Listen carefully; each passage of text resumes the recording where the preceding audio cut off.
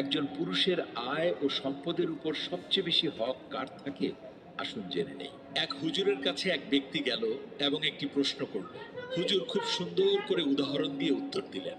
হুজুর বললেন, যদি একটা পুরুষের কাছে তার পরিবারের কাউকে খাওয়ানোর মতো মাত্র এক বেলার খাবার থাকে, আর সেই সময় তার ঘরে তার মাও, বোনও ক্ষুধার্ত, তার ভাইও ক্ষুধার্ত, তার মেয়েও ক্ষুধার্ত, তার ছেলে ক্ষুধার্ত এবং তার স্ত্রীও ক্ষুধার্ত, তখন ওই এক বেলার খাবারটা শুধুমাত্র তার স্ত্রীকে দেওয়া তার জন্য ওয়াজিব হবে, কারণ ওই খাবারের ওপর বাকি সবার চেয়ে স্ত্রীর হক বেশি।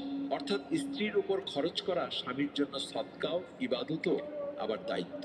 কারণ স্ত্রী হলো এমন এক আত্মীয় যে আপনার রক্তের সম্পর্ক নয়, কিন্তু তার বিশ্বস্ততা দেখুন কত গভীর। মা, বাবা, ভাই বোন আপনার নিজের